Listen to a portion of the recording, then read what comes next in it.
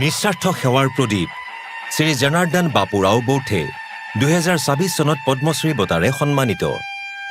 মানৱতা মোৰ পন্থা, মানৱতা মোৰ পক্ষ, সকলোৰে মংগল মোৰ ধৰম, দ্বিধাদ্বন্দ্ব আঁতৰাটোৱেই মোৰ বৃত্তি, ভাতৃত্ববোধ গঢ়ি তোলাটো মোৰ কৰ্তব্য, একেলগে আগবঢ়াটোৱেই মোৰ সত্তা, উচ্চ নিচ আঁতৰাটোৱেই মোৰ গৌৰৱ, পৰি যোৱাক উঠোৱাটোৱেই মোৰ স্বৰ্গ। এইদৰে কয় ৰাষ্ট্ৰসন্ত টুকৰজী মহাৰাজে। আৰু এই কথাবোৰৰ পৰাই শ্ৰী জনাৰ্দন বাপুৰাও বৌঠেৰ জীৱন অনুপ্ৰাণিত হয়। এই আধ্যাত্মিক যাত্ৰাৰ সূচনা হৈছিল গোগাৰী গাঁৱৰ পৰা, য'ত ৰাষ্ট্ৰসন্ত টুকৰজী মহাৰাজৰ সাধাৰণ এক ভক্ত পৰিয়ালত জনাৰ্দন বৌঠেৰ জন্ম হৈছিল। এদিন যেতিয়া ৰাষ্ট্ৰসন্ত টুকৰজী মহাৰাজ ঘৰলৈ আহি শিশু জনাৰ্দনক দেখিলে আৰু তেওঁৰ বিষয়ে সুধিলে, জনাৰ্দনৰ পিতৃয়ে ক'লে এইজন তেওঁৰ পুত্ৰ। ডেকা জনাৰ্দনৰ প্ৰতিভাত গভীৰভাৱে আপ্লুত হৈ মহাৰাজে তেওঁ পিতৃক তেখেতৰ তত্বাৱধানত অৰ্পণ কৰিবলৈ অনুৰোধ জনায়। পিতৃয়ে আনন্দৰে মহাৰাজৰ অনুৰোধ মানি লৈ ডেকা জনাৰ্দনক তেওঁৰ হাতত তুলি দিলে। হে গুৰুদেৱ মেৰে দিল আও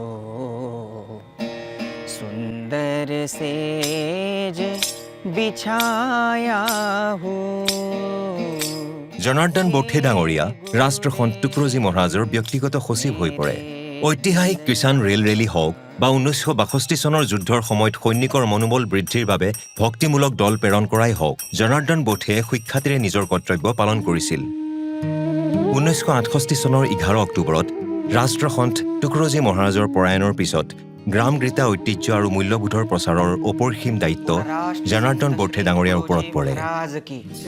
ৰাষ্ট্ৰসন্ত শ্ৰী টুকৰজী মহাৰাজ কি গ্ৰাম গীতা এখন মহাকাব্য, যিয়ে আত্মনিৰ্ভৰশীলতা, ঐক্য আৰু সামাজিক উত্থানক কেন্দ্ৰবিন্দু কৰি গাঁৱৰ সামগ্ৰিক উন্নয়নৰ কথা কয়।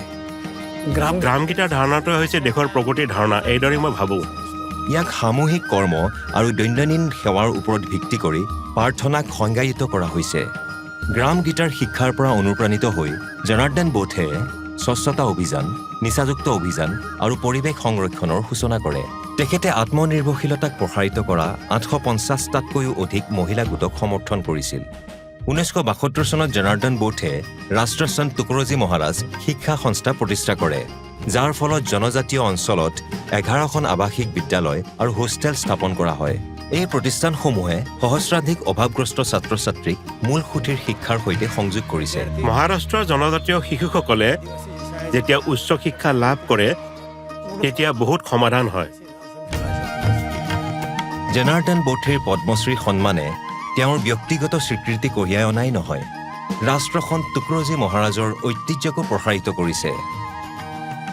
শ্ৰী জনাৰ্দন বাপুৰাও বৌঠে 2024 চনত পদ্মশ্ৰী বঁটাৰে সন্মানিত। তেখেতলৈ আমাৰ কোটি কোটি প্ৰণাম।